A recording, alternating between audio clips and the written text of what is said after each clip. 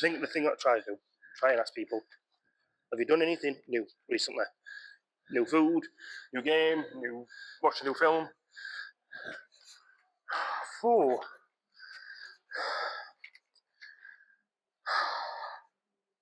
Not particularly new, but one thing I have started to like in comparison before, people are very big lovers of pasta.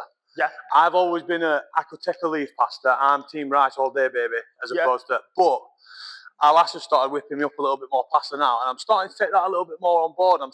It's evening out a little bit. Yeah, it's what people like don't realise about pasta is it is a fucking banging substitute for rice because it is also very filling. Yeah. Do you know what I mean? You take like the same amount of like pasta weight to, let's say, a bowl of chips. Yeah.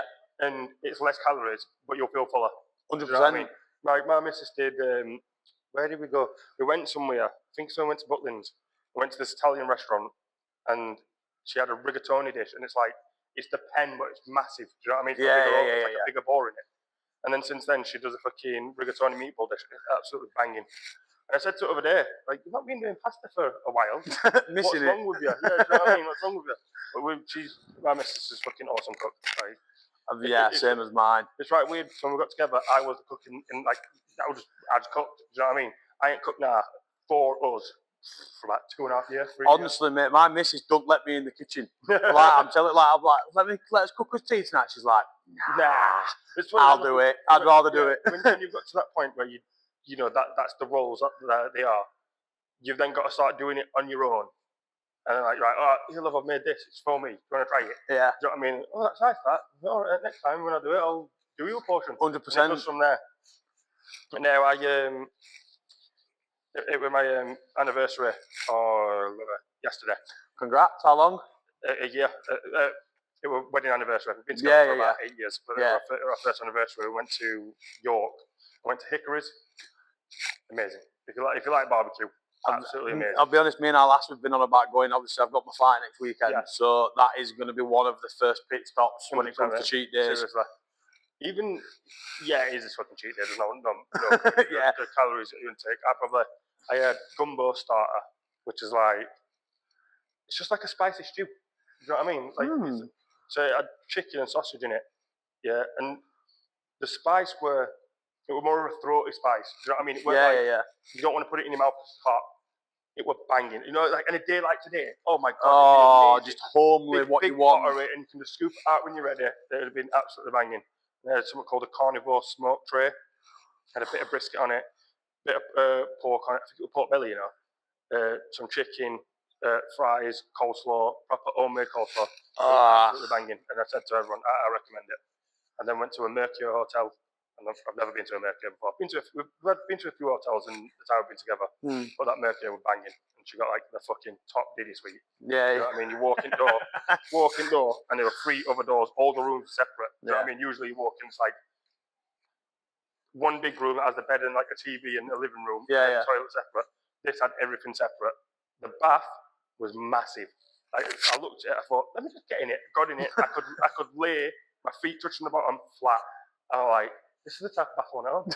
Because that's why I don't get baths anymore. He wants to get a bath, you fucking need it. Comes up to there on you. You think, yo, that's shit. You think you struggle, broski? Woo! Try being my life. I reckon you'd loved it, mate. I reckon you'd have loved it.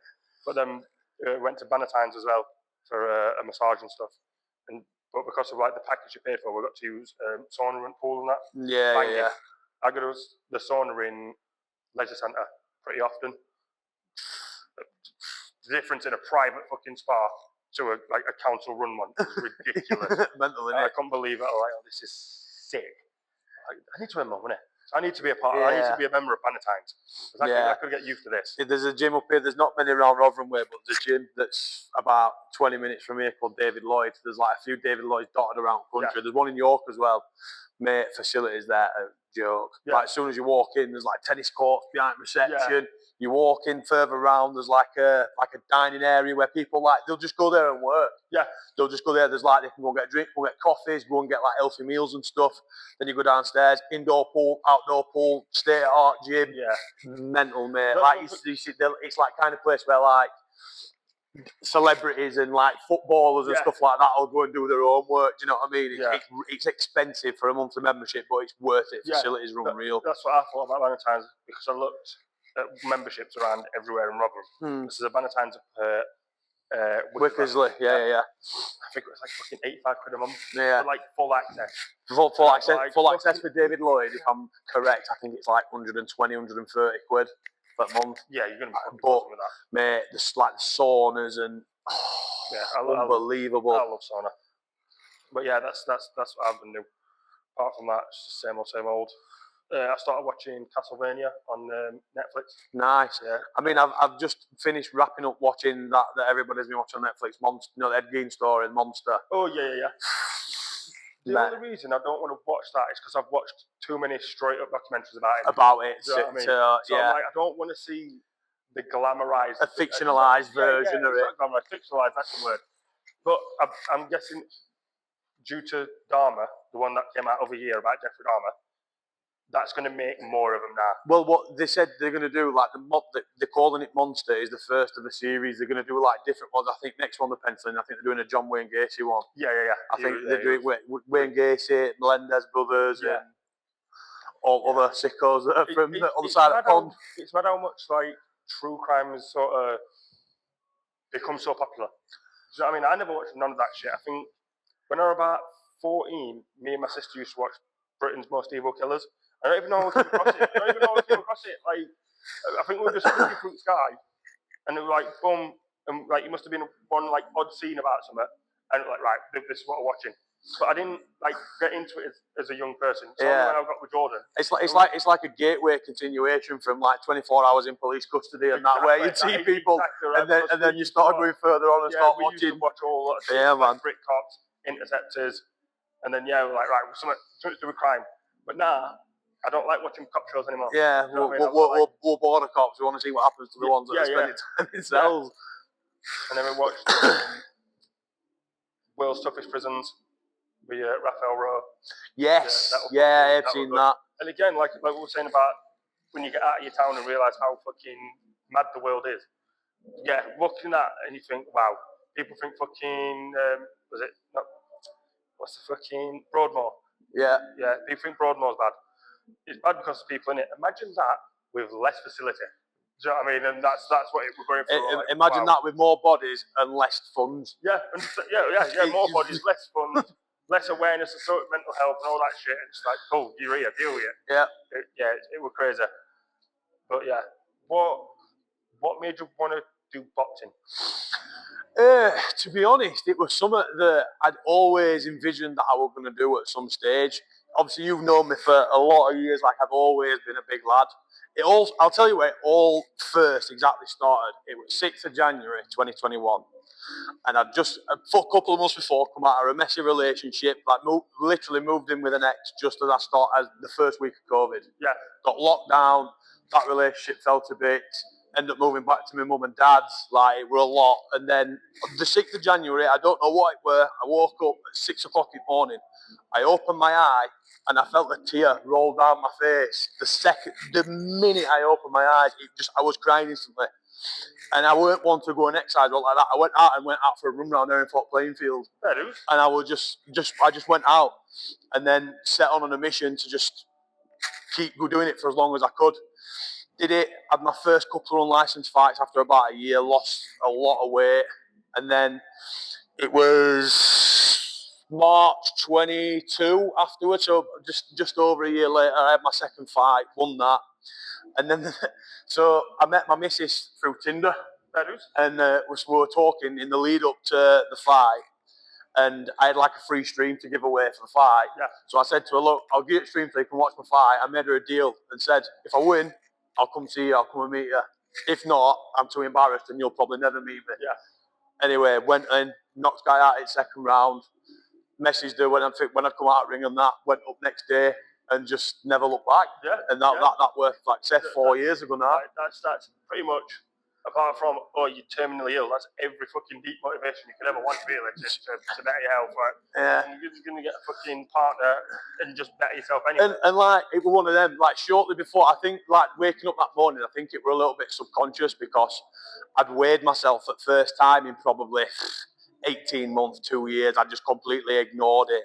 Stood on scales and saw that I weighed nearly 40.5 stone. Ooh, yeah. So that were heavy on head, heart. Like when I realised what position I were in, I was like, "Fuck!" Like I've got to do something. Like I've got to do it. I had a couple of days, probably just sort of sitting, waiting, chewing on it, and feeling sorry for myself a little bit. And then I just woke up that morning and just never looked back. Yeah, so fuck it. Like, weirdly enough, I feel the same. So when Remy were born, my youngest, I was like, right, I'm getting on with my fitness. But I was like, I'm just going to take the gym more seriously. Yeah. So I wrote Rotherham at the leisure centre. And I would just sort of like... Going through motions almost. Yeah, it was just like a taster. Yeah. Right, if I can maintain this, I did a year's contract. I could have paid a little bit extra and had it cancel any time. I thought if I do that, and then 3 weeks goes by, I'm going to fucking cancel it. Yeah, it's a way out, isn't it? Right, I'll stick to the year contract, then I've got to go, otherwise I know I'm losing money. Yeah. Did that. I was pretty consistent, went at least like 3 to 4 times a week. Some weeks, if like I was busy or I just couldn't make it, you know what I mean, I won't go. Yeah. But I didn't put too much pressure on myself. Yeah. So then my contract ended, and I'm like, right, obviously it's a lifestyle now. I've got the discipline to do it pretty much. So then I started at JD. And when I started at JD, my missus started doing calorie counting. And I was like, I sort of understood why she did it and I wanted to do it. But I was doing it manually. Yeah. Which I realised after about 2 weeks is fucking work. Like I was constantly on my phone trying to figure out how many calories from whatever I just ate. I weren't weighing it, I was just sort of guessing it. So then my missus was like, just get this out there. I'm not paying fucking £9 a month to put numbers in a fucking app. Like, I'm not doing it. I hate the thought of everything having to be a subscription. It's one of them things, though. It's super necessary to do it if you're going to be serious about it.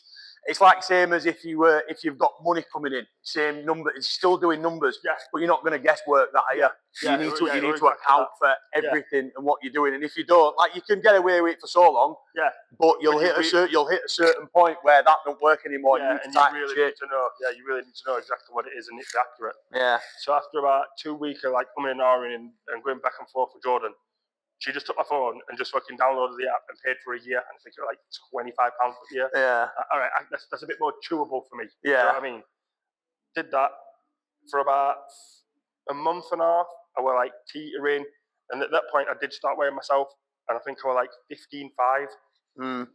Obviously, when I was younger, because I'd smoked since I was like 12, I believe I'd never really actually developed correctly because smoking cuts your calories. Killed your metabolism off. When I stopped smoking, within a year, I must have put on like 3 stone. Yeah. Because I just stopped smoking. I didn't stop my eating habits or anything like that. The first like month and a half, especially when you start smoking weed, your appetite's got to come back naturally. Yeah, yeah. You know what I mean? So I probably lost weight in that time. But then I weighed myself and realised how much I weighed, and I thought, right, I've still been going to gym consistently. I'm going to purposely bulk to 16 stone, and then I'm going to try and cut it all off. Yeah, yeah. And hopefully it'll like the physique will come. Yeah, yeah. I'm cutting. And then I stuck to it. Like I said, you had that roller coaster, and then I was consistently losing about 2.5 pounds a week. Yeah, yeah. And then I got to 14.10. I'm like, right, I can do this. Do you know what I mean? Like another fucking 2 months, and I'll be at the 14 goal. Yeah, yeah. And then I'll go for the 13. But then we moved, and we had a holiday coming up, and I just fucking threw it all straight out of water because we'd packed up the house. The missus weren't then cooking, and because she was doing a calorie count, she was cooking, and I knew what were in my meals and all that shit. That all went out. Yeah, it does. And then went on an all-inclusive holiday, and I just fucking went mental.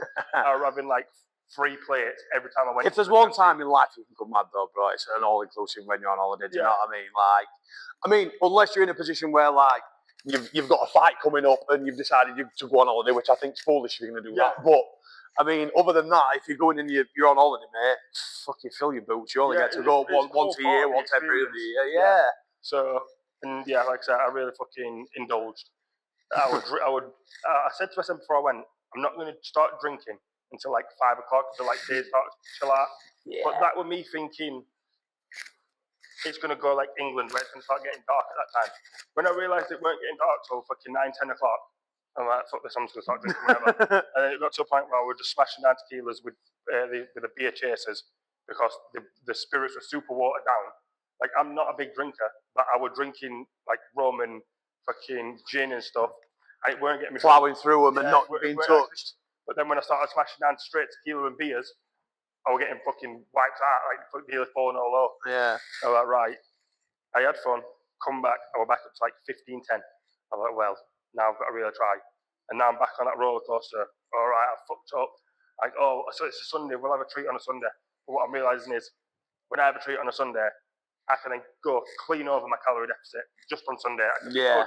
All week, Sunday comes, 5,000 calories in the day. You know what I mean? Yeah. Having a Mackey's breakfast, you're having fucking... Wingstop for dinner. Yeah, I'm having fucking coffees with 2 free sugars in it. Yeah. Really just fucking... And then like, nah, we've just come back off from our anniversary. I know full well I probably put a little bit on some hickories. I weighed myself on the Friday before we went, and I'd lost like 0.02 pounds. Yeah. From the week before. I'm like, I'll take that. You know what I mean? Again, I'm not putting that much pressure on myself because one, it's not a plus point. It's not a plus point 0. I'm not working like to a fight. I need to cut weight or maintain. I'm literally just doing it for my health. Yeah, yeah. Do you know what I mean? So, and it's funny because like I used to do boxing when I was younger, and boxing. I've done kickboxing, I've done fucking martial arts. I've done a lot of different combat sports. Not to the point where I was training to fight, but I was involved in them just because my mum knew I needed something as an outlet. Boxing has always been the one that stuck with me. Yeah. I always thought this is the one that teaches you more about life than like techniques and whatnot. Do you know what I mean? When 100%. you do kickboxing and Muay Thai and all these and karate and that, you think people from outside have a little bit of a stigma when it comes to boxing. They think it's just full of hotheads that like to throw leather about. People think like street fighters. Yeah, they just think it's Joe Bloggs who goes down to the pub on a Friday, turns up for sparring on a Saturday morning, and it's not like boxers. The lads who I meet with boxers are some of the like biggest gentlemen you'll ever meet. Yeah, self-disciplined, motivated, and it's one of them. Like you've obviously we've spoke a little bit before coming on about me moving over to Leeds from Rotherham. Like, you surround yourself with good people, surround yourself in good circles. You are what you surround yourself with. Do you know what I mean? Yeah. Like, I've done it before, like how it ends like, I wouldn't ever say any bad about any of my mates, but I was going out with my mates, doing wrong things, going out, getting on it, blah, blah, blah, blah, blah. 2 or 3 nights a week, going out Thursday, coming home Sunday. Like, I've been there and done it all. Do you know what I mean? It's not worth it. And then it gets to a point where I can love people from a distance. Yeah. Do you know what I mean? Yeah. Like, I don't have to be in someone's pocket to still have respect and love for them. Do you know what I mean? But at the same time, I needed to do this for me to move out and because I felt like I was at a stage where I hit a wall. Like, I couldn't get any further doing what I was doing, and I'd sort of hit a wall, so I needed a fresh coat of paint, per se. I needed like a change of scenery. Yeah. And it was better, to be honest. I don't regret it. It's one of the best things I've ever done. No, I've never met anyone who's like decided to go in any direction for fitness, be it like combat sports, be it fucking hiking, rock climbing, athletics, and they've said, wish I didn't. Yeah. You know what I mean? Maybe like in the heat of a very disciplined week. Yeah, like when you're on a fight camp and like it gets fucking hell, this is difficult. It gets grimy at times. After, when you know you've done it and you can go back to like base discipline, I've never heard anyone go, fucking still it. Yeah, still it. I wish I never did it. Yeah. Like, I feel it at times like fucking back day when I do chest and back at in gym. I always say to my missus, I fucking hate the fact that I got to do deadlifts. Yeah. She's like, people think you don't like the gym. Well, obviously I like the fucking gym. I'm there all the time, but this one specific exercise is difficult. That you've got to do is just, when I've done it, I've got to a point where I do it first, so it's out of fucking way. I'm happy with that. Then you can enjoy the rest of your session then, can't you? And I feel the benefits because when I used to do sit-ups, I used to get lower back problems. Yeah. Like, it used to feel like the pressure on my lower back, like someone bending the bottom of my spine when I was trying to do a sit-up. Yeah. I haven't felt that for weeks now. So, like, obviously, I can feel like I'm physically improving. Getting there, man. Like you were saying about with like deadlifting, it's like, especially when you take new stuff on, sometimes you don't like it because you're not good at it. Skipping, for example. Especially when I first came to Leeds, I was shy at skipping. Yeah. I could not skip for love or money. And I took a video, obviously I like document all my training and stuff on TikTok. Yeah, absolutely. And I was showing my missus some skipping I was doing at the very beginning. She was like, what is that? And I'm not going to lie, bro, I developed a complex over it. Yeah. I was just like, I am going to skip every day for at least 3 rounds until I get better at this. Yeah. And eventually now I'm like... Yeah, crossing over, do it left and right. Yeah, all of that. Yeah, and again, skipping is one of them exercises people think... Sleep on it. That's literally a kid's thing. Let's time you. I'll time you. You skip for a minute and then see how you feel at the end of it. Telling you. You know what I mean? Like, I remember when I used to skip, and again, I used to skip because I genuinely liked it. Just to think, someone with ADHD skipping sort of twitchy, explosive movements, perfect. Yeah. But to do it for training and actual discipline, Andrew, fuck this skipping rope. Yeah. You know what I mean? Especially when you do it first couple of times, you whip it back your legs because you just can't get a rhythm going. Yeah. See, I'm sort of used to like that type of thing from riding bikes. Getting fucking pedals to knees and stuff. So sort of all right. Fairs. But yeah, it does twang a little bit. What you got another fight coming up this next Saturday? Next Saturday. Yeah, 6 days. Did you say you won the last fight? Did you win the last fight? My last fight were a draw. So I've got 2 wins and a draw. So the last fight, it were, to be honest, it were about a year or so ago. I was supposed to fight about a month or so ago, but something happened with my opponent and there was some miscommunication between him and promoter and glove size and stuff. So I were there, I had my people there paying for tickets and didn't even end up fighting. Yeah. So, but that's the unlicensed boxing game, unfortunately. Land of the lawless, you've got to take rough with smooth. But this time out, I'm with a new promotion, WF Promotions, fighting at Barnsley Metrodome. So, bigger stage. So hopefully, I think there'll be sort of couple of thousand in. So it'd be good sized crowd. Production looks unreal, and I'm fighting for title on my debut for promotion as well. I've seen that at a title fight. So is it a title? Like, are you both in the same position for the title, or are you fighting the current champ? I'm fighting the current champion. Right. I'm fighting a guy he's based out of Trinity at Wakefield. He's called Nathan Hutchinson. Yeah. He's currently 4-0. We have a couple of knockouts. So Nene's like me. He's not tasted defeat either. Yeah. I know like a few were his coach in his team and stuff as well. Not too well, but I know of them and know my coaches know them and stuff, and they've got a lot of respect for each other and do a lot of work with each other. And I know he's got a good setup there as well. I know they're not going to be letting him coming in lightly. So I know next Saturday I have got my hands full. But so you have done your own work. Yeah. And it's an odd one where people who just watch the sport imagine these two people don't like each other. But I imagine at the end of these fights, the sportsmanship's there. You can shake hands. So I enjoy nothing more after I've had one of my fights than checking my opponent's hand and if we can have a pint with him after. Do you know what I mean? Like I know his team. I know they're a good set of lads. Like I know if we'd have met each other prior to signing a fight with each other, we'd have probably been mates or boys. We'd have been sparring partners probably with a size with each other. Do you know what I mean? But they've seen that what I've been doing here for a few months. One of my coaches knows the setup there. They've offered me to fight. Seen I've been training well and training hard and that. So asked me if I wanted to fight probably back end of August, September time. So I've had a fair bit of notice on this one. I've been in camp for a while. Yeah, you got some good preparation. I've never been more ready for a fight, to be honest. That's good. Are you genuinely hopeful, or are you more down to earth? It can go either way. It can go.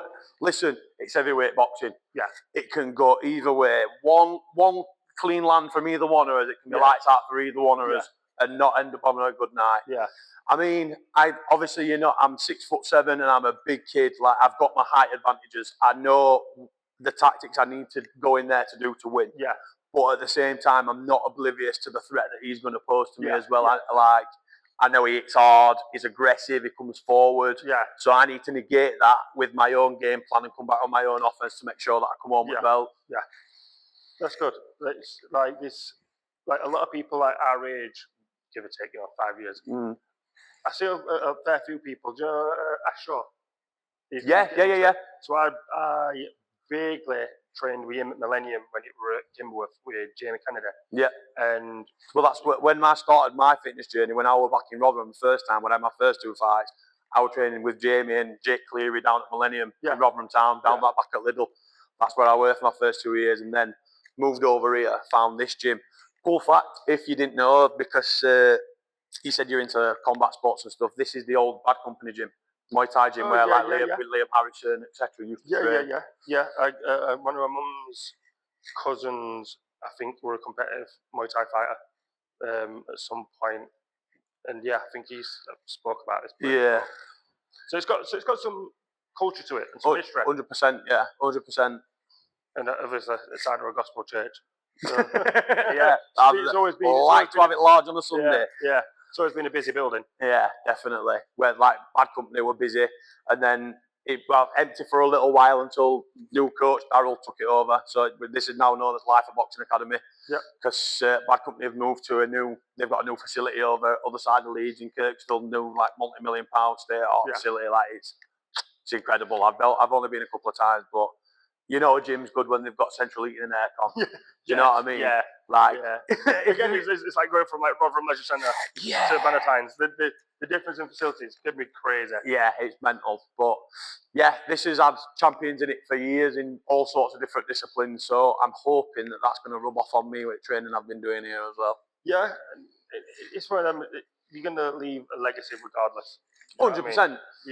100%. It's nice to be a champion. I'm sure. My journey is a story to be told on its own. Like, I've got it into my head that I'm a champion when I'm walking there, regardless of result anyway. Yeah. But it'd just be nice to have that little cherry on top and have that little chunk of gold on my shoulder coming out. It'd be so nice. Yeah, definitely. But like you say, you realistically, you're a champion over who you were a year ago, 2 years ago. 1,000,000%. It's obviously, it sounds corny to people, but that is how it is. That's how you feel. Like, I don't recognise that lad that I were. Like, I don't feel like the same person anymore. And to be honest, a lot of that is down to my missus. Yeah. I'll give Charlotte a shout out. She deserves one. She's a fucking angel, man. Yeah. It's before I got with Jordan, and like when I were with other girls, and you'd hear people like, listen, behind every great man, there's a great woman. And you think, cool, you got fit missus. Do you know what I mean? Like, you don't realise the depth of it. Yeah. Until you find someone at first, when you're young and you think it's more like a trophy piece than like a trophy wife. Do you know what I mean? But nah, it's not. When you meet someone that proves that saying to you, because I'm saying like me and Jordan's been through fucking everything. Do you know what I mean? Like, we've had miscarriages. Obviously, we got married. We've fucking lost family members. We've lost friends, and we've gone through it all. And to have that constant and that support, and someone who genuinely wants the best for you, regardless. Like, I know when I go home and I say, I've had a cigarette, she's like, you're a twat. You're a dick. You're a twat. Like, you know you don't need it. We've done so well to not do it. We don't have the money to fucking start smoking again, realistically, anyway. And as much as you think, I'm a dickhead, it's sort of good that you feel like that. Yeah, you get G-checked, don't you? If I didn't feel like, I'm a dickhead, let her down, so it must not be clicking properly. Yeah. You know what I mean? If I could just rub off the feeling. Yeah. So when you do have a partner, man, woman, whatever you know what I mean, whatever partner you choose, it makes a whole lot of difference to anything, to any like ambitions you have. Yeah. But I'm sure she'd say about me. She's doing open uni at the minute, and I always tell her, I believe you can do it. You know what I mean, I genuinely believe that you'll be able to do this. Yeah. In a shorter amount of time than you probably think anyway, and it does give you that boost. Do you know what I mean? When you think, I'm doing this for someone else on top of myself. Yeah. Do you know what I mean? 100%. So it does make a difference. So big shout out to the wives. Yeah, 100%. That keep us in check, essentially. Yeah. Keep us on track. Yeah, my missus definitely does. And like even just last night, I was having a wobbly night. Obviously, it's like fight camp. You get to that point now, you're going to bed hungry most nights because you're just trying to like curb your calories. She's like, her mum and dad have ordered Chinese. She's come up with a bit of Chinese, and I'm there like nearly in tears, just like, man. And just like, it gets to a point where you just don't even know what's up with you. You're just in your own head. Like, obviously, I'm stepping out in front of a 1,000+ crowd in 6 days, all lights, all glitter, fighting for a title. And like we've spoke about, like, I know possibilities of what could happen. I know what I'm going to go in there and try and do and what I want to happen, but I'm also clued up on what it can end up like as well. Do you know what I mean? There's a multitude of possibilities that could happen. Like, one of us could go in there. We saw it other week. We had a Leeds boxer called Jack Bateson. He went over to Ireland to box Mick Conlon. He got clipped with a right hand, but on his way down, snapped his ankle. The punch clipped him, but didn't do significant damage to him. It was the ankle that did him.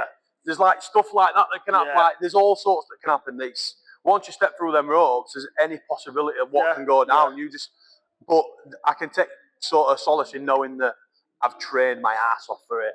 And I've trained like a madman for it. Come out of the ring thinking, I could have done more. Yeah. I mean, you've done the most you can within reason. Yeah. Because you do see the odd occasion someone who's training too much, and then before the fight even happens, they've caused some sort of injury. There's too many fighters, too many boxers. They leave it in the gym. Yeah. Which it's one of them. The fact you can train that hard is good, but it's about finding that balance because you need that real life scenario of like tech sparring's all good. Yeah. But you need someone that's going to come every now and again and give some blood and guts that's genuinely going to try and take your chin for a spin so you can simulate what it's going to be like in there. Do you know what I mean?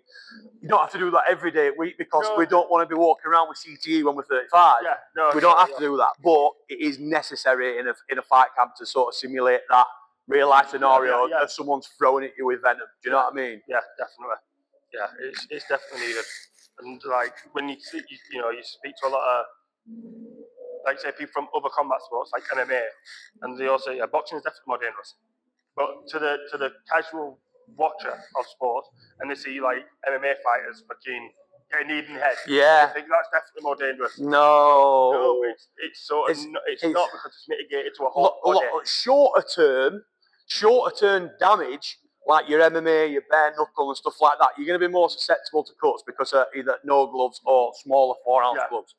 But boxing is the long-term one. When you're taking whacks in 8, 10, 12-ounce gloves over a course of time, that's where you develop CT and start slurring your words and shit. Do you know what I mean? Whereas, you might have a little bit of scar tissue from when you've been cut open above a brow or you've had a cheek cut open. Do you know what I mean? But it's all superficial. Like once that's all stitched up, that's fine. Yeah, you'll have a little souvenir for it. But aside from that, it's more the longer term damage that you don't see that you worry about. Like obviously there's recent going on at the minute with Ricky Hatton and stuff like that. Like it's rife.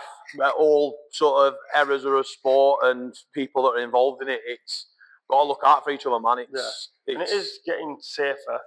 You know, as just everything does get safer as time goes on. Like if you're looking, I'm sure you've probably like read up on like Mike Tyson and Muhammad Ali, and like you listen to them and they speak about fighters before them.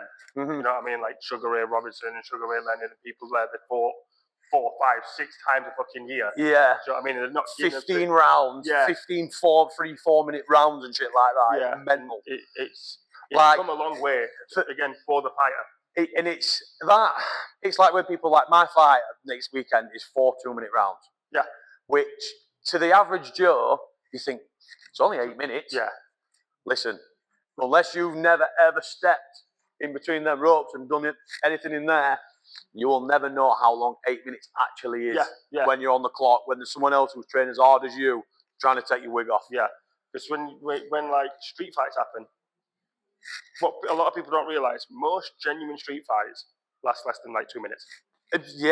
Sometimes not even like, like you said, the general street fight for me ends within 20 or 30 seconds. There's a couple of blows thrown either side, people start screaming, people grab each other and then they get separated. Yeah.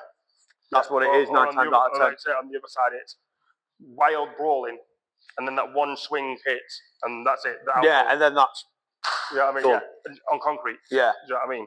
So until people do it, and like I say, it's like anything that's exerting energy, until you do it for a time frame, a specified time frame, you don't realise how difficult it is. 100%. And even them that go out to Boozer and think that they're Billy Big Bollocks and think that they can throw down. Yeah. I've seen many of them walk in this gym alone, come in and think that they can try and hang with people, and then they come out humble. Come out a different person. You come out with a different perspective when you went in. Yeah. And you see very, very quickly with the technique and how they throw and stuff, you're just like, you are. Yeah, you're a street brawler. Yeah, you're a pub fighter. Yeah. It is very humbling to do an actual combat sport. Yeah, 100%. It's weird because out of everything, fighting seems to be the main thing that people believe they can do. Do you know what I mean? You don't want me to get mad. You don't want me to see red. Yeah, you get mad against a trained fighter, and I promise you now, it'll probably put you in a worse situation than if you're calm. Yeah, I seen a thing on internet the other day. I don't know if it was Facebook or Instagram or whatever. You know, you just see like little pictures like stating random facts. Yeah. It says that the average man overestimates his ability to fight by around 400%. Yeah, I believe that. And to be honest, I think some of them are even higher than that. Just astronomical. Like people really believe that they're so capable of fighting, but you don't see people who believe that they're capable of. Like the ones that are the best ones in the world at it, or the best in their area at it, are the ones that are shouting their mouths about it, saying they can do it. Yeah, it's the generally. That's the card that they keep in the back pocket for in case shit goes west. And you ask any genuine trained fighter who's done bouts and whatnot, they'll tell you the same. I'll do absolutely anything I can to not have a fight. Yeah, because outside world, like I've literally been trained to be able to do fighting as correct as possible. So without all the safety equipment, gloves, referee, ring, I've tried my best not to do it. Yeah, and you get arrested for it. Yeah. 9 times out of 10, especially if you're doing it like outside a boozer and you're going out on a Friday night and getting Larry. Yeah. Like, it never ever ends well. The only time it can ever end well is in this sort of environment. Yeah, to me. and I think what a lot of people, it sort of goes back to tribal mentality of I need to prove. Fighting should realistically only be used as a sport in a controlled environment, or unless you're defending somebody, a loved one who's helpless. 100%. Do you know what I mean? Someone comes to fucking. I think it should be taught as like a life skill. Like the curriculum at schools is so out of whack in 2025 in comparison to what it should be. It's been out of whack for literally ever. Like it's one of them. Like at school, like they don't teach you about shit about like mortgages and credit scores and all this sort of important shit. That as soon as you leave school and you're going to college and as soon as you start wanting to earn money, you don't realise. But like even stuff like that. But I think like. Doesn't even necessarily have to be boxing, but like I think you should do some form of a martial art for a certain period of time through school to be able to show an art of self-defense. Yeah. Because especially the world we're in now, like someone comes in ballad up in your house and you don't know how to fight, what on earth are you going to do? I mean, listen, in this day and age, most of them are carrying straps, they're carrying shanks, like whatever, but in the situation where if you get an opportunity to and you don't know what you're doing, you'll literally get yourself killed. That'd actually be more of a reason to make sure you've got some sort of practical knowledge. Oh, I mean, I'm not saying, everyone's going to be able to fucking defend against someone with a weapon. Yeah, but you want that basic knowledge to know. It gives you a 1% chance over a 0% chance. Yeah, definitely. And it can be like packaged into de-escalation. Yeah. And then self-defense. Yeah. Because if you can teach them first to try and de-escalate, you don't need no physical violence. Exactly. But again, schools teach you that. Yeah. Why would they do that? That's counterproductive to the society they want. But I still ain't used algebra for nothing since I was 16. Never. Not one thing. I've tried forcing it up last night. Right, if this blood is X and this blood is Y and X is 10 grams and Y is like, no, fuck that. Just this was that, and we'll do the maths. Yeah, there's so many things in school that is just completely irrelevant. Yeah. But I'm reading a book. I'm reading a book about it basically how to sort of help bond with kids, and why kids bond with each other more than they bond with adults now. Okay. And they were saying that when kids bond with other kids, they act like other kids rather than acting like adults. Yeah. And a lot of that ends up being they see other kids being violent and think that's. You know what I mean, you see it. It's monkey see, monkey do mentality. Every generation said it. Kids nowadays are ruthless. Because they see what other kids do and think that's the norm. Do you know what I mean? But like when I was growing up, I remember seeing quote unquote gangsters and criminals who were still part of the community. Do you know what I mean? It weren't just that guy's a fucking drug dealer and you stay away from him. Like, that guy sold drugs. That's also your friend's dad. Yeah, he's also your friend's dad that'll go out and do your nan shopping for you on a Saturday morning, or he'll drop her a paper off on the way, like there was still a sense of community. Or someone on the estate that he knew said to him, look, you know what I mean, I need liquor. Yeah. Here's 20 quid, mate. Let me know, you know where I am. Come and get it back when you can. Yeah. Like, that's gone out the window. Yeah. But, like, the younger generation only saw, it's like they only selected to take the bad bits. Yeah. Because they thought that's what made them quote unquote bad man and gangsters. But I see a lot of things on TikTok. It's like you said, like they're trying to like glamorize it a little bit more nowadays. Whereas before, like you were talking about holders on the state and stuff that did the bits and bats. Like the aim of the game was to sell but not be seen. Yeah. Do you know what I mean? To be silent about it, but you can still look after your neighbours and look after the ones around you and stuff like that. Whereas now, like you said, that good element of it is gone, and now they're trying to glamorise it and romanticise it to be like trying to be quote unquote trapper. Yeah. Or, do you know what I mean? Yeah. Like it's like ballied up. Whereas you don't 20 years ago, you'd have been that guy that had walked an old lady across the street. Yeah, and 20 years ago, if you walked around the street with a fucking balaclava, police would be on your ass so fast you wouldn't know what to do with yourself. Yeah, and your olders in your own crew would slap you for it. And just be like, what you got a cover on your face for, you weirdo? Yeah. And they try to teach you. I'm not doing this because I want to be X, Y, Z. I'm doing this because I fucking have to. Yeah. You know what I mean? I don't have no qualifications. I can't just walk into a place to get a job. Yeah. One of a person to me, one of my friend's uncles, is still like such a role model to me in a sense, but I know he's still in that life. You know what I mean? He's not like a fucking armed robber or what that. Yeah. But I know what he has to do to get his money. But he still, to me, is like, he's still a figurehead. You know what I mean? I know people who still push him, push me, whatever. And and he's still constantly helping his loved ones first and foremost. It's that sense of community, isn't it? Like people don't look after their own anymore. No, it's like every man's out for themselves. Yeah, that circle of community has got smaller and smaller and smaller and smaller. Yeah, and this thing with fucking digital ID that's going to come in is just going to ostracize. We'll not even get into that. That's a podcast on its own. Yeah, that's England trying to be fucking China. Yeah. And it's just I've seen a thing that they're starting to put like carbon scores, like Tesco meal deal sandwiches and shit. They're like trying to get people on carbon scores. So like if you exceed your carbon score, you can't access your money and that. It's mental. It's like a communism nation. It really is. And is it just not so blatantly obvious if you go and see any evidence of everyday people in these communist countries? They all say the same. I know I'm oppressed.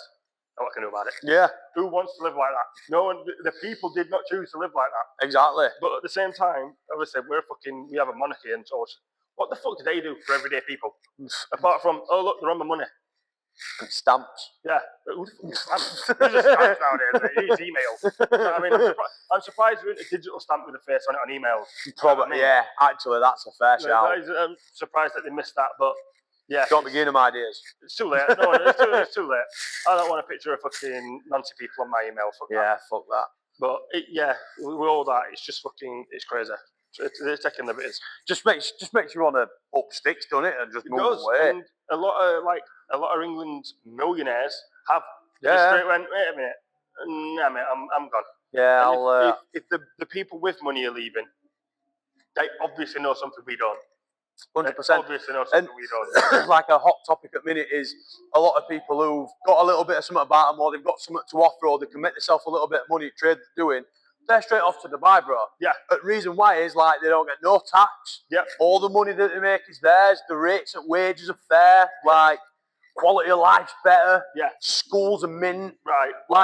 Don't get me wrong. You've got to if you're going there, you've got to abide by their rules and you've got to stick to their way of life. Massively. But it's like, say, if you were going over and you're doing it and you get yourself a nice little job, I don't know, 100 grand a year or something. Yeah. You go over for 3 or 4 years.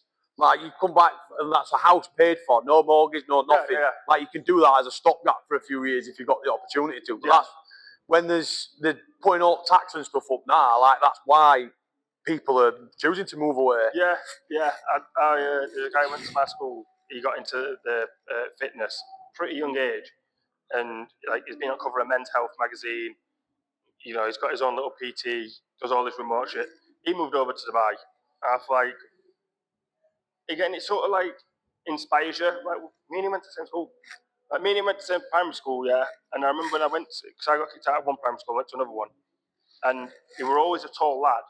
So, it was like fucking kids, one of the biggest kids. I'm sure you always know. You have certain, aura around you where people don't want to mess with the biggest lads. Or the polar opposite and they think, I could take you on. Yeah, so I had that. That was how I was the bigger kid. Yeah. Cool, bigger you are, the harder you hit the fucking floor. Yeah. And I remember we were doing so. I think it was some sort of gave me a ball. I think it was dodgeball or something. And he were already out, and he got the ball and he threw it back to his team. And I ran up and I just pushed him straight over. I'm like, no, mate, we're not doing none of that shit. I turned around, and as I turned around, I was just out. Yeah. I was like, oh, yeah, this kid done ramp. And then now to see that he's done so fucking well. Yeah. And he's now, like I said, in one of the fucking richest countries on the planet, doing breaks. I'm like, wow, what the fuck, man? What's the difference? Oh, discipline. Discipline, and it sounds like really corny. It's just an accumulation of your decisions. Yeah. It's like with me when I first started. Like, it's not about deciding to go out on that first run because it's not done there. It's when you get home from that run, what you're going to have to eat. Yeah. And what time you're going to go to bed because you've got to get up at a certain time in the morning, so you've got to make sure you get enough sleep in to get your recovery. Like, it's all a sequence of decisions that you make, and you've got to like prep and plan forward. Like you were saying when you were counting with calories, like you've got to keep on top of that planning, because if you don't, and you just like you either think too far ahead or you don't do any planning at all, you're just going to come unstuck. You can go through motions and do it as long as you want, but when it comes to crunch, that's when you'll miss out. That's when you'll know that you've not done everything that you could have done on that journey. Do you know what I mean? I'll go through your socials. You did 75 bars. Yes. So what is that exactly? I've seen bits and bats for it. So people have different sort of terms on what they do it for. To be honest, I had that many on mine. I wanted to make it solid. Yeah. I made it that hard. I'll get it up on my phone and see what actually the full terms I did on it were. So I've got it paused on my Instagram. Just find it. So the first one I did it twice. So it was. Let me just get to the end of this video. A little announcement to it. So it was. Follow a strict diet, no cheat days or cheat meals whatsoever. Drink a gallon of water a day, which equates to 3.8 litres. 2 workouts a day, so that we're going out for a run in the morning or training in the morning, and then doing the other one, whichever decided where I wanted to do it. But a term I made was one of the sessions must be outside, whether it's a run, walk, or strength and condition. One will be about boxing. I introduced cryotherapy, so cold water therapy after my sessions to try and help my recovery a little bit. I also bought a few books like back in the last year, just like self-help books and motivation and discipline books to read a minimum of 10 pages or a book a day, and then just like a self like skincare, maintain your like routine, you know what I mean? And then took progress pictures weekly, and no alcohol as well. That was one as well. And how long did? 75 days. 75 days, yeah. So it's like it's like nearly 11 weeks. It's just over 10 weeks. Yeah. I started that in January, and when I did that, I lost 5.5 stone through 75 days first time when I did it through January. That's fucking sick. That is sick. Don't get me wrong, mate. It was hard. Like towards the end of that, I was ready for it to be done. Yeah.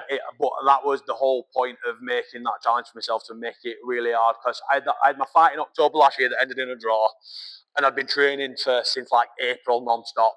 So I'd been at gym for like 6 months, not really taking much of a stopgap or a break. And that was when I had been, like we were on about earlier, a bit conscious, like leaving it in the gym a little bit. Like I left a little bit too much in the gym that time round. So I was mentally burnt out after it. So between then and Christmas, I still did the odd session, still trained like a couple of times a week and stuff. But again, saying earlier, just simply going through motions, just to tick a box and say I'd done it. You know what I mean? I weren't doing it with no intensity and no purpose, wrote like that. Then did the 75 hard in January. Did that, and then again a couple of weeks after that, because I'd set myself like a challenge or a goal. It's like saying with fighting, set myself a goal on how to do something. I sort of like hyper fixate on that goal. That's why I set myself so many stipulations, because then there's always a point in the day where I can be doing something to contribute towards it, whether it's reading, cryotherapy, training. Obviously you've got to work because we're fucking adults and you've got to go and earn your money. It'd be nice if it didn't. Yeah,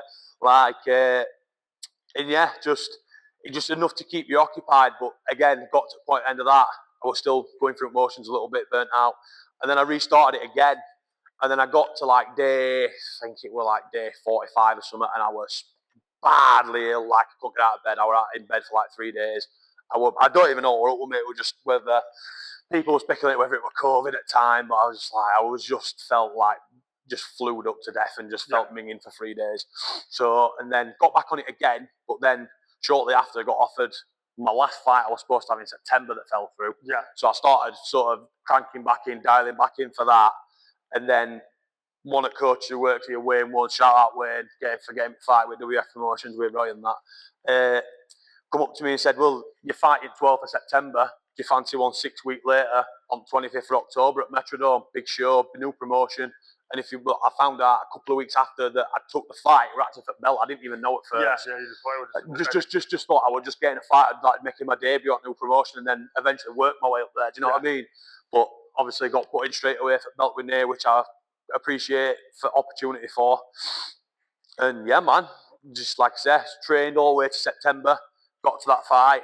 And whereas normally, if I'd have not had that fight afterwards, or even if I didn't have that fight after, and that fight fell through, that'd be like a little bit of a trigger for me to like fall off a wagon and just start going mad, whether it be boozing, food, whatever it is going on. Do you know what I mean? Yeah, just not being productive. I'm very much a all or nothing kind of cat. Same. I'm very much either all in to the point where I like nearly kill myself in doing it, like I did with 75 hard, or I'm not doing it at all. And I will have minimum of 3,000 calories just by existing. Yeah. Do you know what I mean? Yeah. But it's with calories, it's so fucking simply done.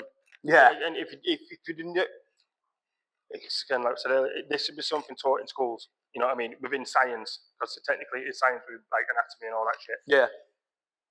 You can hit 3,000 calories so easy from like, let's say you have like fucking tarts, like pastry stuff. Yeah. You don't really like pastry stuff. Some of that stuff can be 1,000 calories per item. Yeah. So let's say you eat fucking 2 of them a day, then your normal meals.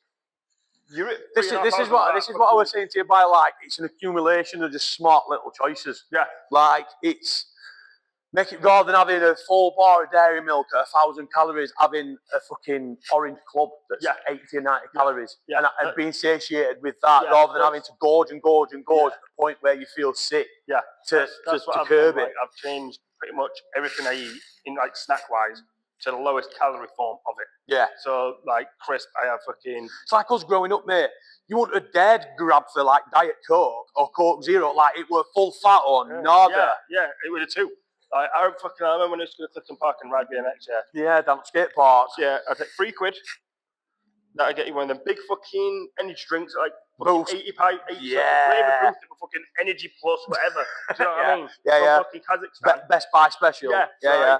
Then 50p full fucking dairy or white bars. Yeah. Yeah, so you get 2 of them because, you know what I mean, I've got an extra. I already know which shop you're going in to get this. Well, you're going to Greenwing, aren't you? No, mine were at, do you know what, on St Anne's Road? Oh, yeah. Little blue shop. Yeah. Straight into there, mate. Fucking 2 minutes away from the skate park, chilling. £3. I probably fucking came like 2,500 calories. And none of it was in any way like good. Yeah. It weren't a sandwich. It weren't like a fucking sausage roll.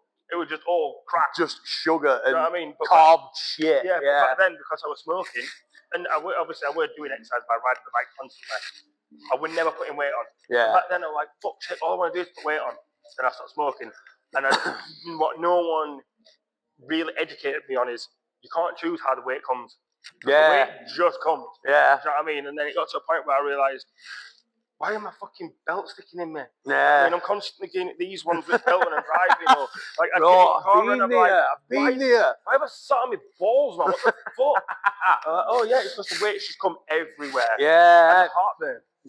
When I was at 16 stone and I was like, having takeaways 4 or 5 nights a week, I had heartburn for 4 or 5 days fucking week. It's just all MSG from all takeaways, isn't it? It was fucking crazy. And when I was young, I could never have like liquid medicine when I was younger. I've always had tablets and things, and it was easy for me. Fair. When I started getting heartburn constantly, I was drinking fucking Gaviscon like a milk. Pop, yeah. So I just fuck this teaspoon and a half. I would just down in it until it went. I didn't realise how bad it were, but just daft little shit. Every drink I have is the 0 sugar version. Yeah. Do you know what I mean? Be it pop, fucking juice, it's 0 sugar version. Like if I have crisp, it's the least amount of calories. So like it's Walker's baked. It's fucking. What I didn't realise, Walker's French fries are actually less than 100 calories a bag. Yeah. I'm like, fucking yes, mate. If I want to have a bad day, this is I'll it. 2 of them. You just need to find your ones. It's like Discos, like 110 calories. Yeah. Like purely for flavour, I'll take that. Do you know what I mean? Yeah. Like it's all about being mindful, like rather than because I've done it before, bro. Like you said, £3 you go to the shop. You get 2 big bars of chocolate for £1. You get a big bag of fucking chili sensations. Oh my god, yes. It's like fucking 600 calories for a bag. Yeah. Like, and you just sit outside at skate park or wherever you were, or park or whatever you were, or valet, just. Yes. And then you put smoking weed onto that. Yeah. So your blood sugars are constantly below what they actually need to be. So you constantly think, I need to eat more, I need to eat more. Yeah, and back then, obviously, when I used to roll a spliff, I put tobacco with it.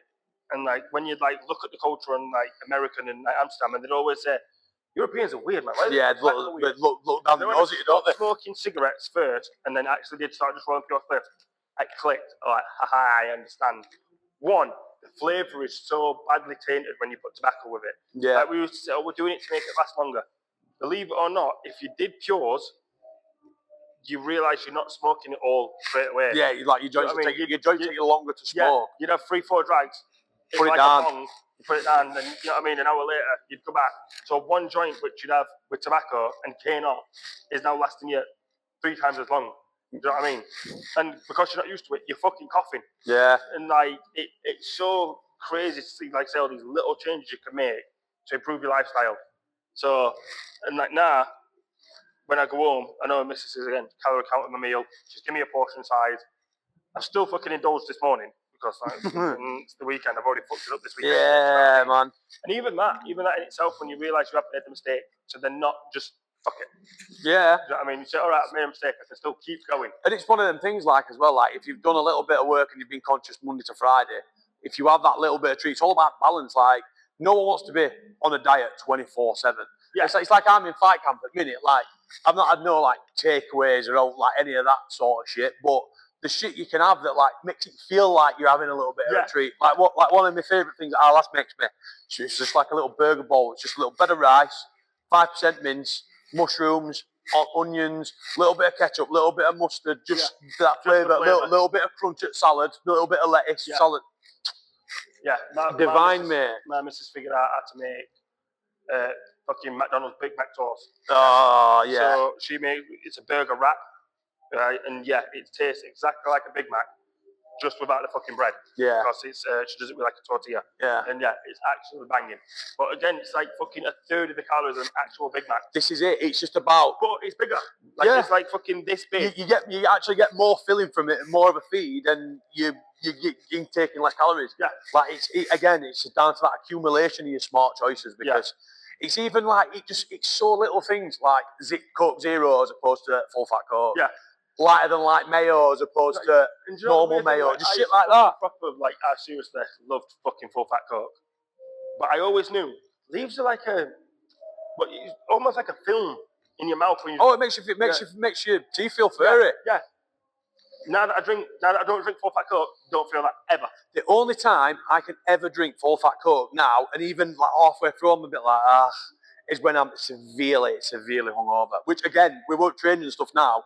It's very, very, very few and far between. Yeah. It's more like after a fight, and after my last fight I was supposed to have, because I was fighting 6 weeks later and I didn't feel like I'd earned it because I didn't have the fight itself. Yeah. I was like, I'm not getting on it. I'm just going to go home and just get in bed because what else is there to do? Why not? And one, you didn't feel like you deserved it. Yeah, like I didn't feel like I'd earned it. Like win, lose or draw, if you step in there afterwards and you've got that accumulation of hard work, you can have that night. Yeah, you can treat yourself. Yeah. But even like, I don't think I would have, even if I had the fight, I had no intention of going out anyway because I had the title fight in 6 weeks. Yeah. And as like we spoke about, grow up watching boxing, even going as far as like watching WWE and stuff. Yeah. I've always romanticised the idea of you winning a contest and you've got a piece of gold, lifting it up. You know, just that moment of like becoming and making it and like being a champion. It's something I've always thought about. It's something I've always wanted. Like when I thought about boxing, when I was 40 stone. Yeah. Do you know what I mean? And I could potentially be 6 days away from actually living it. Yeah. Yeah, and it's crazy to think, to see the journey.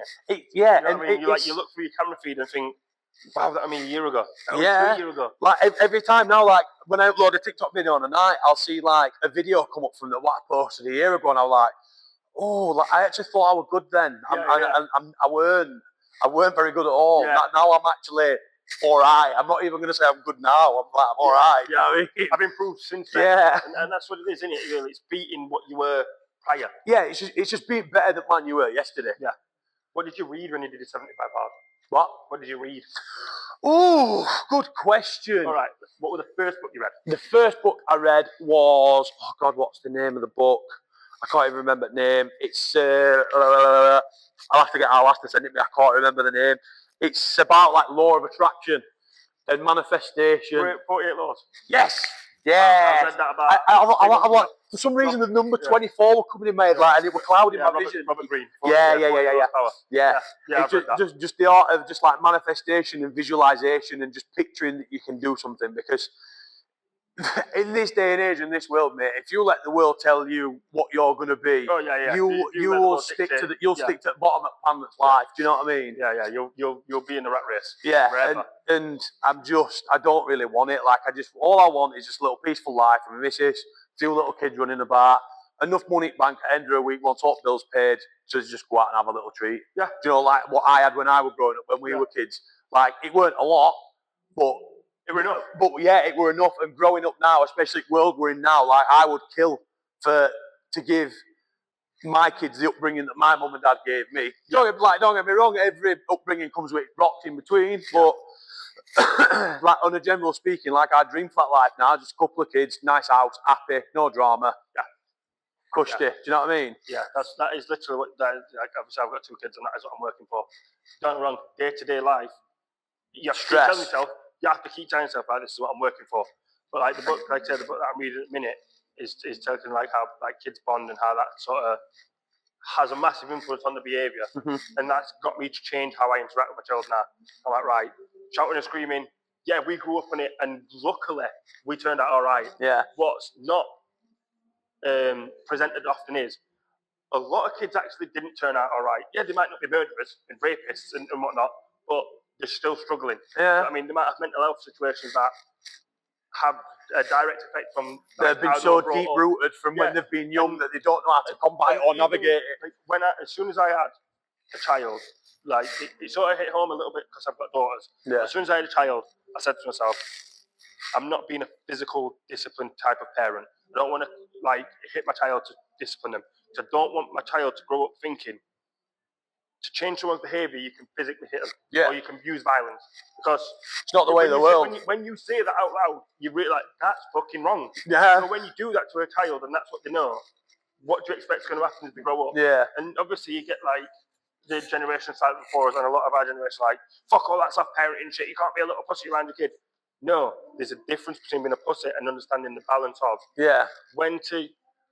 There's a difference between being a pussy with a kid and like firm and educating them to know what's right and wrong. Because at the end of the day, when you see that child then do what you did to them, let's say to their friends, because that's the first place it will happen, then you'll realise, ooh, I think I've made a mistake. I don't want to, you know what I mean? I don't want to get to that. Like, Amaya's been in situations where her friends have tried her in a way where I think, you really need to stand up for yourself.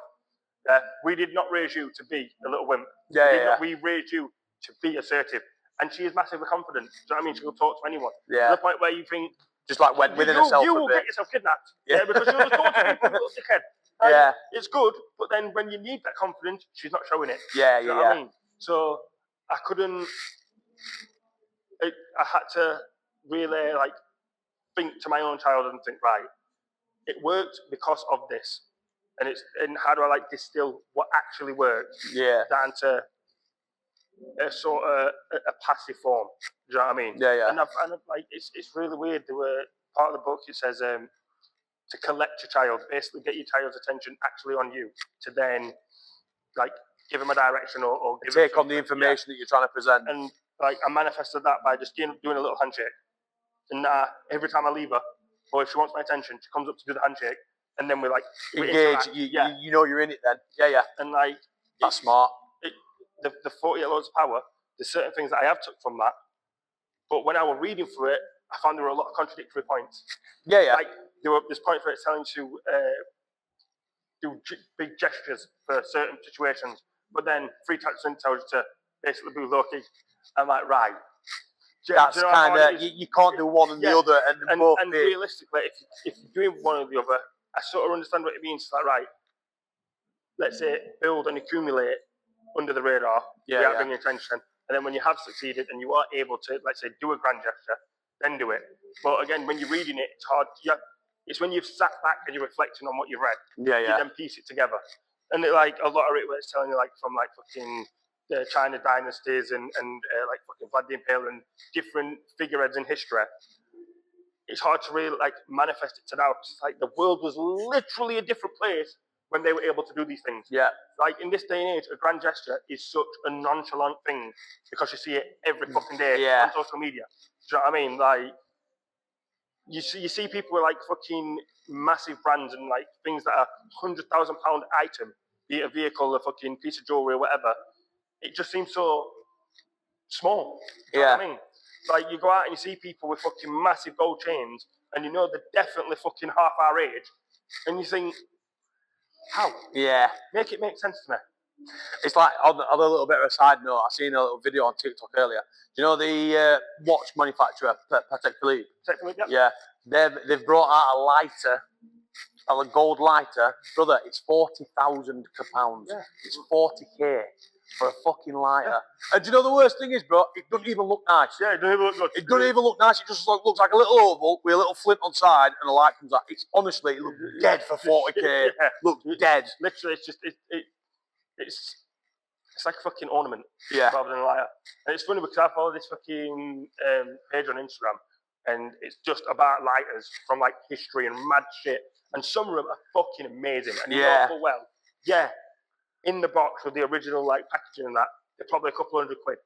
But you go find them on a car boot, might be paying £60. Yeah. Like there's some of them that are fucking awesome. Like the random things. Like I remember like when you were growing up and you went like say Skeggy or something, and you see like gun lighters, and you thought they were the shit. Mate, I can always remember with my mum and dad and my brother years ago, went to Greece, and a lucky man came out to this restaurant called Specky's where I was at, and he had this little frog. He went, pulled his head back and flamed like it were a flamethrower lighter as well. So it flame just come spurting out.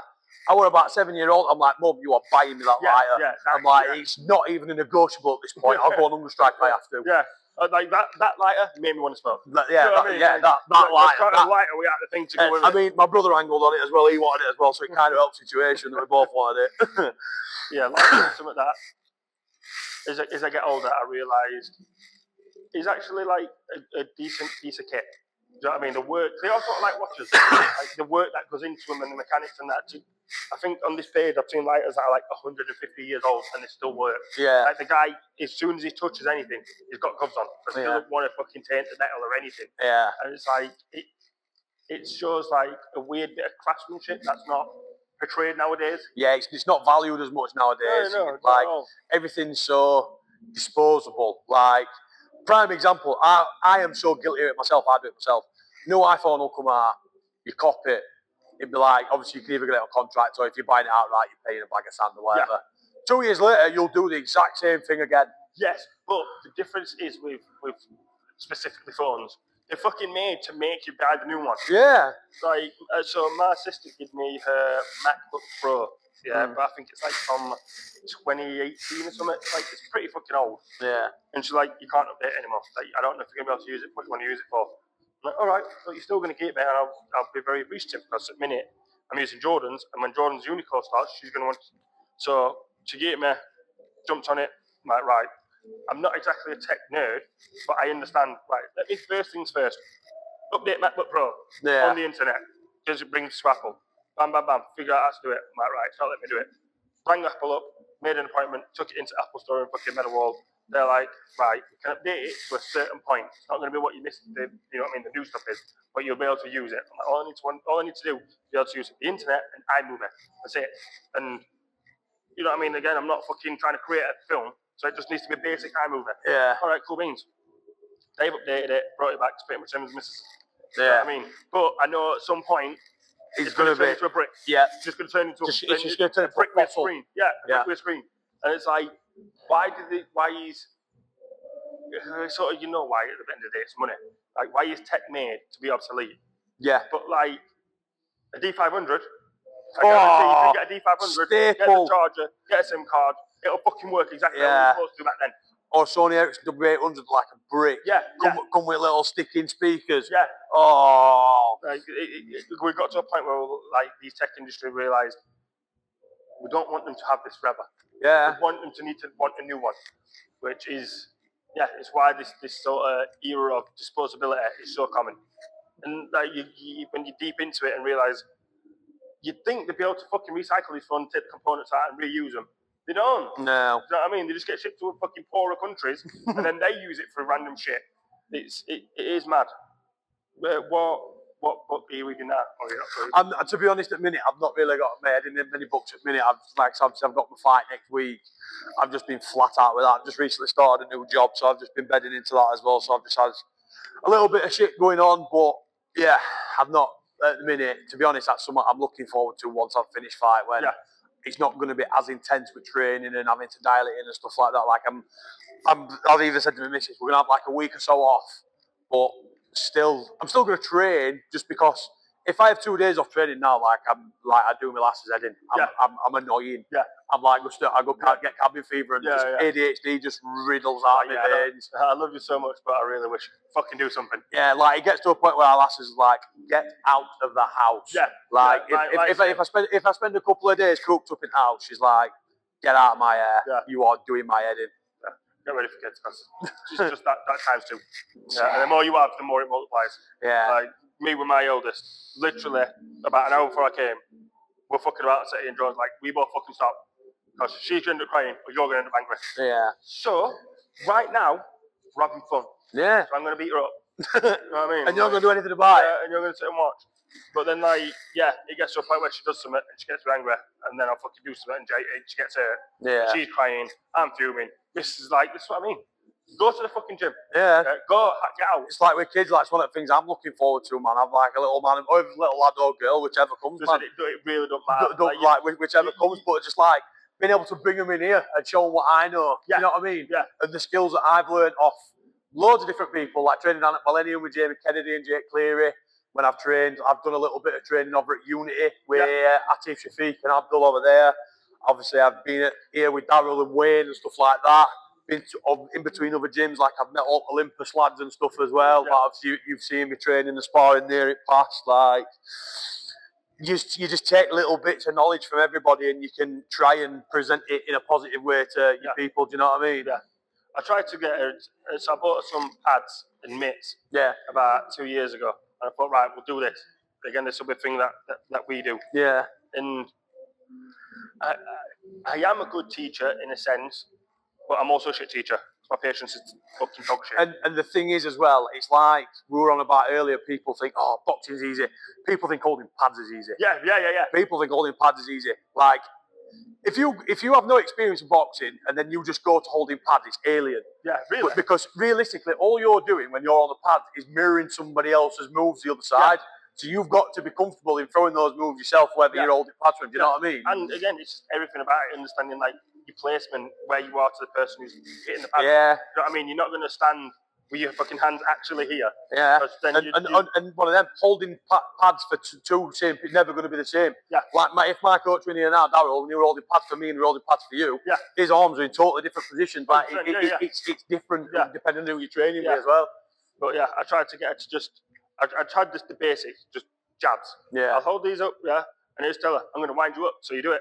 You're going to try and like get lazy, and if you start getting lazy, I'm going to start hitting you back. Yeah. And no, this hand goes to this pad, this hand goes to this pad, and it's just coordination, isn't it? And I learned after about 3 weeks of that, this is fucking difficult, man. Just fucking just do it to this and to this. Right, you're the pads.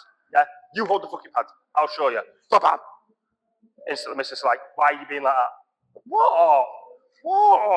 She's a fucking child. Why are you punching the pad full belt? Like, to show her. Yeah. But she knows. She's like, oh my God. It sounds like a conversation that I'm going to have with my missus in about 2 or 3, well, probably a few years. I'm not going to put a number on it. Yeah. I don't know how long, hopefully soon. Yeah, you never know. Like, probably 2 or 3 years, actually. So, like I said, we, early in our relationship, Jordan fell pregnant. She had an ectopic pregnancy, basically where the egg gets caught in the tubes to the womb. So, and like after that, it really solidified how I feel about her. So, like, right, I were in a relationship with somebody else, and I realised I would have been fucked if this were her. Yeah. You know what I mean? I would have been fucked. And after that, I am very much open to having children with you. And then we were in a situation where we weren't actively trying. But we weren't actively. You weren't being careful. Contraception. Do you know what I mean? You weren't being careful. We just accept what's going to come. Yeah, and she got pregnant, she had a miscarriage, I think, like 11 weeks or something like that. Sorry, pretty early on. Do you know what I mean? Like pretty early on. Was this before girls? Yes. And then she got pregnant again in the start of 2019. And then we had Amaya. And then after that, like I said, she weren't planned as in we were like, right, we need to make sure we've got the finance. When you say you're going to plan for a child, you have this like, it is a fantasy, realistically. You think, I'm going to have this much money behind me and I'm going to already have the house and blah, blah, blah. And realistically, in this day and age, you have the child first and then everything comes after. Do you know what I mean? Like, again, we're going on what we like probably saw, thinking, yeah, you get married and then you have kids. No, mate. How many people do you know who are our age who got married and then have kids? Not very many. Do you know what I mean? If you're looking at it in a percentage scale, you're more looking towards the ones that have had the kids first. And got the house. Because at the end of the day, like that want for like unity and companionship is sort of skewed to our generation. Yeah. Do you know what I mean? Again, just like the crime. We saw what we thought was the best bits, which is like the sex. Yeah, fucking sex. We didn't see them married. You know what I mean? Like, and the people that I knew whose parents were married, even they still had kids before they got married. You know what I mean? So we had Amaya, then, and we lived in a flat at that point. So then we got an house because we had the child. Eligible. And then we got married last year, and it's weird because I always thought the same. I always knew I wanted to get married. I wanted to have kids, but I knew I wanted to have kids before I got married because I wanted the kids to be part of the wedding. Right. I mean, I always knew that. And even that in itself, it's like that's how I took tradition and made it my own. Do you know what I mean? And we were fortunate that we were able to do that. Don't get me wrong, we didn't have the big extravagant wedding. We planned to, shit went downhill, it all got thrown out the fucking window. Like, right, people who really fucking matter will be there. This is it. That's like one of the things that I've realised is like, it's more since I've turned 30, to be fair. It's that there's no like you say, you think about the dream and the fantasy about having the house, kids, There's no like right or wrong route. There's just your route. Yeah. You know what I mean? Just how you want to tackle it. People want to. Yeah, and again, like back to them small little decisions you make, those accumulation of those decisions. Even not even just when it comes to like how you live your life, just like you decide to zig when you should have zagged. Yeah. Just simple as that. Like if you make the wrong decision, it can change the course of your life depending on what it is. Yeah. Like, I'm a massive like believer of the butterfly effect. Of, like, wow, if I'd have done that differently, I wouldn't be like here in this position today. You know what I mean? Something as daft as fuck if I didn't start smoking. You know what I mean? Or if I didn't go work in that club, I wouldn't have done this, I wouldn't have done that.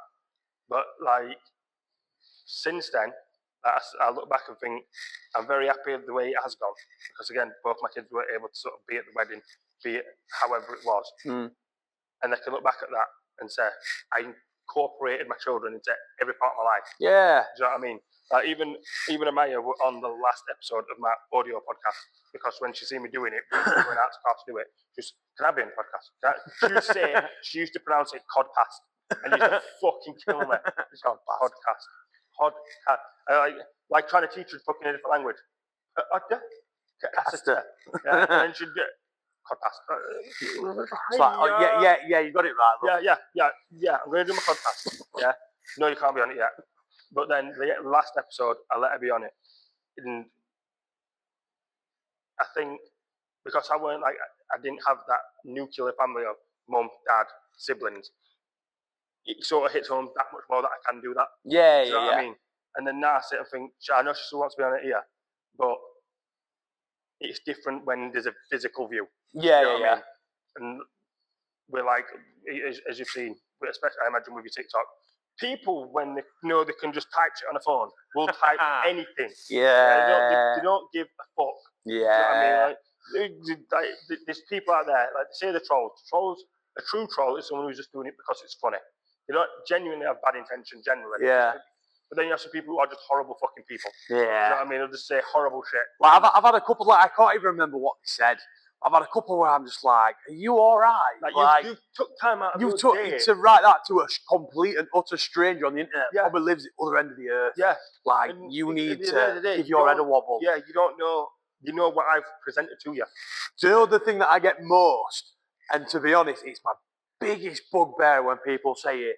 Like, fucking hell, that Manjaro's working well. No, I am not jabbing shit into my ass to lose weight like everybody else is. I'm doing it. I'm training twice a day, eating right, moving more. It's like, I remember when like Ozempic became a thing in America about 2-3 years ago. And I'm like, that's going to come here. I knew it. I knew straight away it was going to come here. And then it turned into Manjaro. And like, I know people who are on it. You know what I mean? And I've spoken to them about it, and they've said exact same as what you'd expect. Yeah, I ran it, and it worked. As soon as I came off it, came all back. Yeah. Yeah. So do you know what's really funny? That's how it works if you do it properly. So you may as well just fucking do it properly. Exactly. And improve your lifestyle. It's like the same concept as like people that like flood themselves with steads. Yeah. Like, yeah, you fill yourself with water. It's all right looking good for the holiday, but as soon as you come back, it's like someone's just put a fucking pin in them. Yeah, yeah. I've got a mate who's been on fucking steroids for, I think it's like a few years. And now looking back, I'm like, how the fuck did I not realise it? Do you know what I mean? Because like, yeah, his physique is, it's just, now I'm looking at it, it's obvious. Because I didn't see him training enough to justify the physique. To warrant the physique, yeah. And he said, like, he's come off it. I'm like, so how much are you expecting to lose? Because you know you're going to lose, like, fuckloads of weight.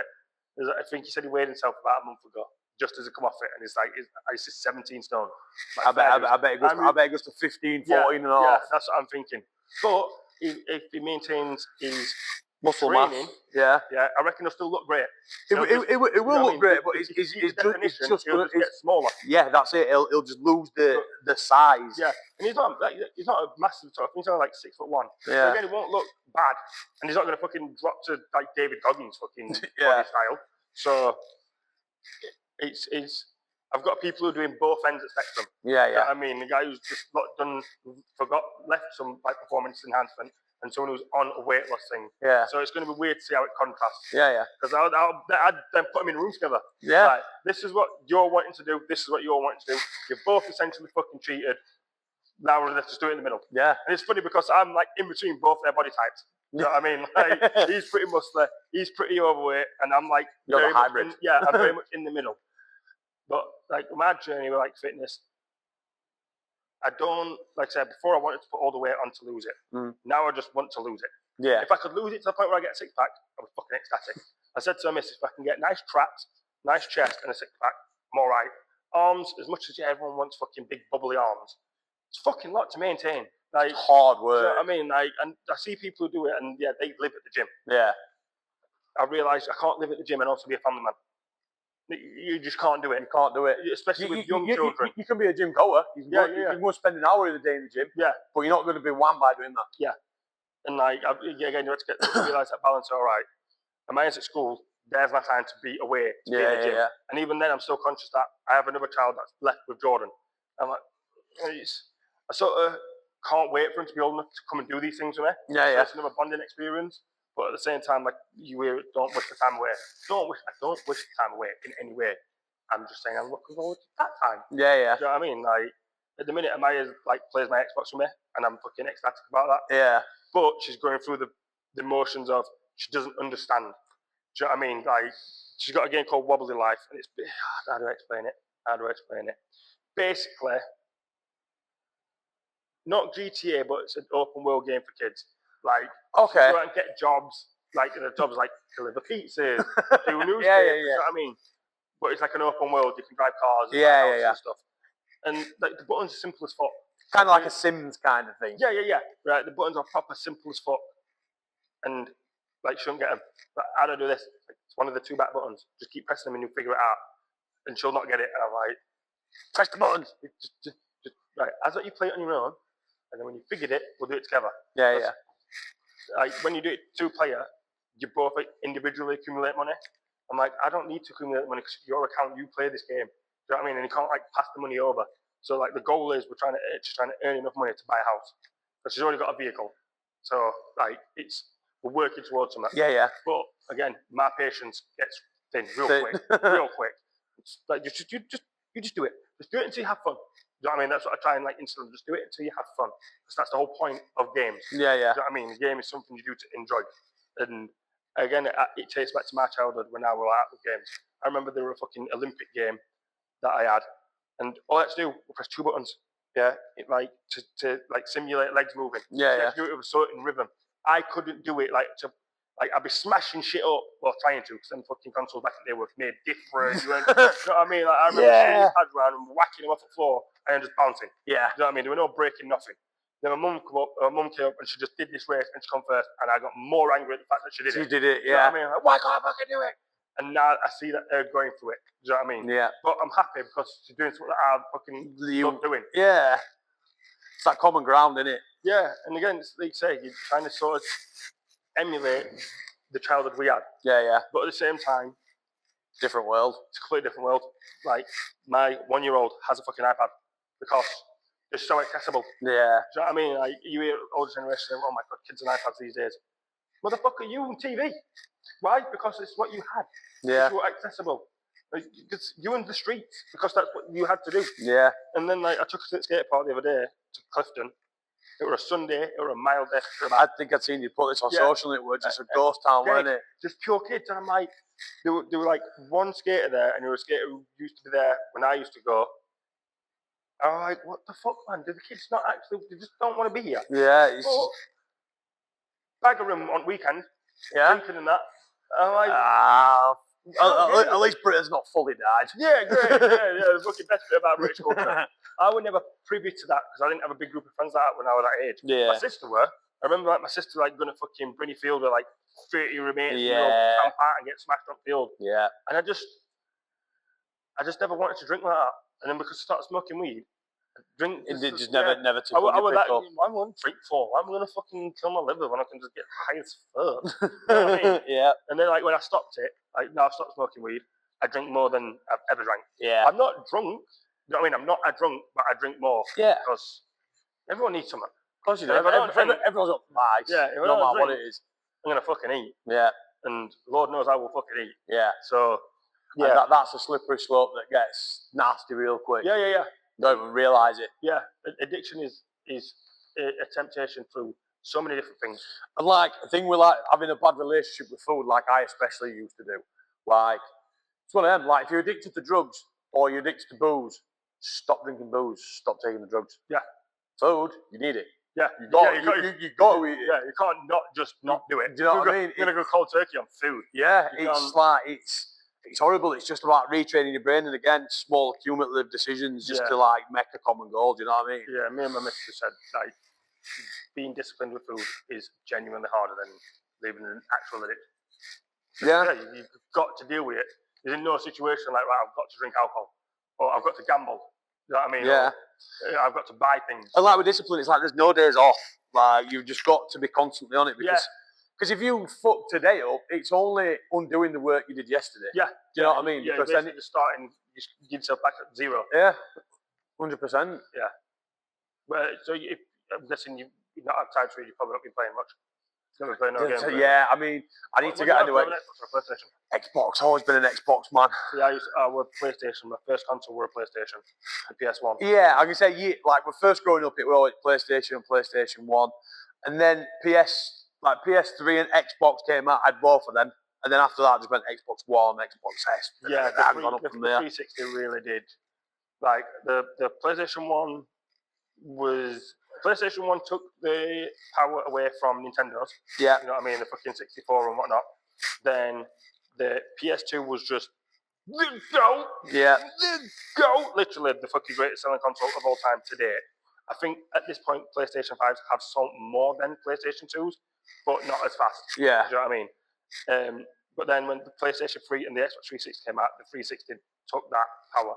And that's when Xbox really came massive. Yeah. And even though, like, did you get Red Ring at all? Yeah. So, like, 50% of all of them made got Red Ring. But for free, Microsoft fixed them.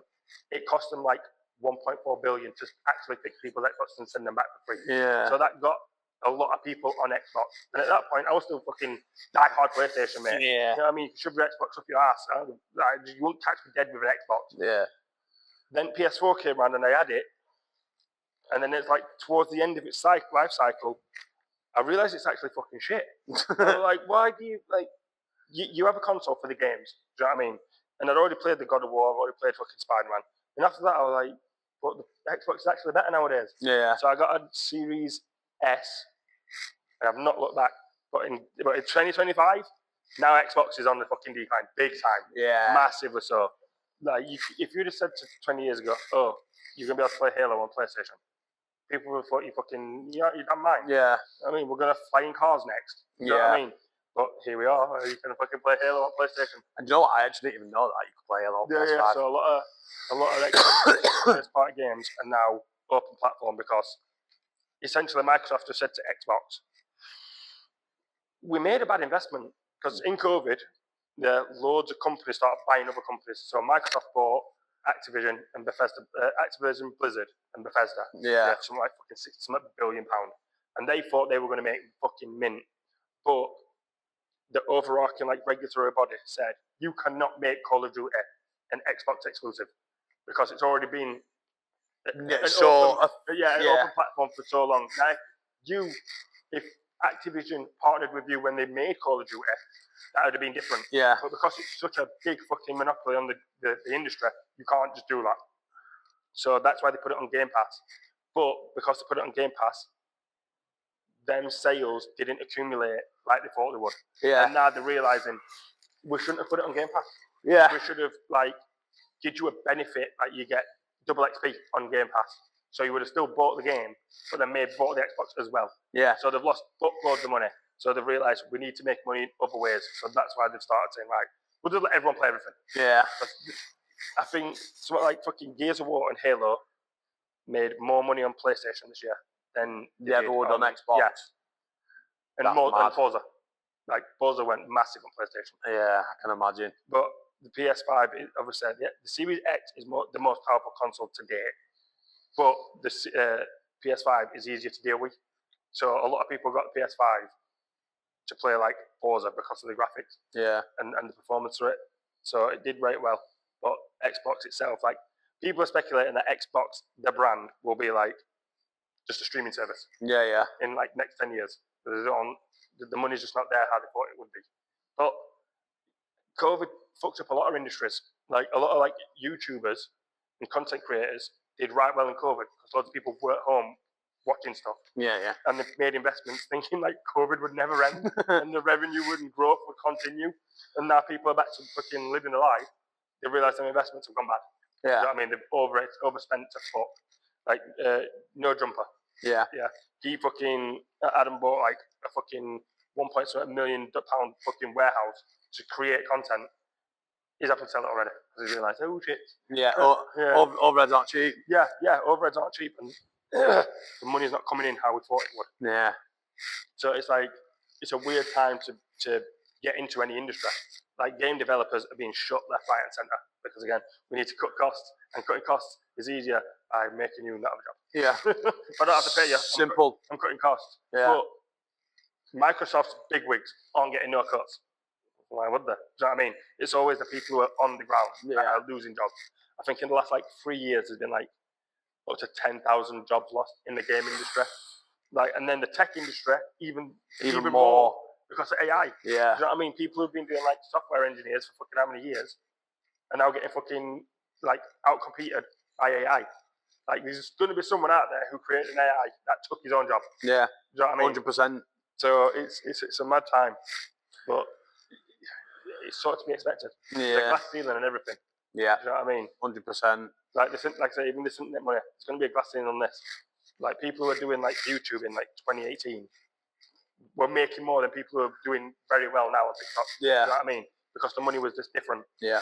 Like my goal, I don't want to have ads in my videos. Yeah, Do you know what I mean? Like, and that's pretty much how people make the money. But you get paid like per 1,000 views. Yeah. So unless you're making 50,000 views on a video, it's not worth an and island. it's not like a set rate. It's like, all right, you're getting £5 per 1,000. It's like between 3 and 11. But depending on what your depends what your like. I forgot the initials or it is what it's called. CPM. CPM. That's it. Yeah, and depending on what like creator you are, depends on how like the money will come. Yeah. Do you know what I mean? So like my plan, I'd rather just have my own website and get people like subscribe to that, and you get more content. Yeah, yeah. Do you know what I mean? But it's still not what it would have been if I'd have done this 10 years ago. Yeah, yeah, yeah. And just like anything in it, you sit and think, why would I go out and fucking spending money on shop when I could have been buying an house? Do you know what I mean? Like, I could have been fucking again. I could have been investing in crypto, mate. I'd have been a millionaire right now. Accumulation, small decisions. Yeah. It's just all. It's everything. It's not even just about your food or what you're drinking or how much you're smoking or whatever. It's just about making the right choice every time if you can. Do you know what I mean? Yeah. That's what the main thing is. Sometimes you can't. Sometimes you've got to make a realistic choice. Yeah, sometimes there isn't a choice. Sometimes there's just, that's the only option. Sometimes the choice is go to fucking work. Yeah. You know what I mean? It is what it is. Yeah, it is what it is. At what time then? 7:30. Yeah. Right. I think that'll be it. I'll keep up to date. I will put your Instagram and your TikTok. Thank you very much. Appreciate it. Thank you for having me on, bro. It's been nice. I appreciate it. I'm hoping to check back with everyone who comes on like a year later to see where we're at. Yeah, man. Game for that. Hopefully it all works out. Well, hopefully, depending on how long is it till you plan on editing and putting it out, when you plan on getting it out? I don't know yet. I'm trying to accumulate like a fair few because scheduling turns out it's pretty difficult. When I thought about it, I'm like, yeah, I'm gonna be able to like get them out every 2 weeks, and it's been so fucking sporadic. Do you know what I mean? Like life gets it where kids ain't where. It's what it is, man. You know, other people have jobs and things they need to do. 100%. So 100%. Well, hopefully, if my fight happens before it gets released, I can send you a little picture or a video of the fight in question and me with a belt. Hopefully, when I've won it. I'll be able to say, but I'm not even saying hopefully. When I do win it. Exactly. I will say, I had this champion on my podcast day one. Yeah. You know what I mean? From early. Before you're like fucking Tyson Fury and have to fucking bring your management to get it over. Yeah, you got to ring someone to get hold of it. Yeah. But yeah.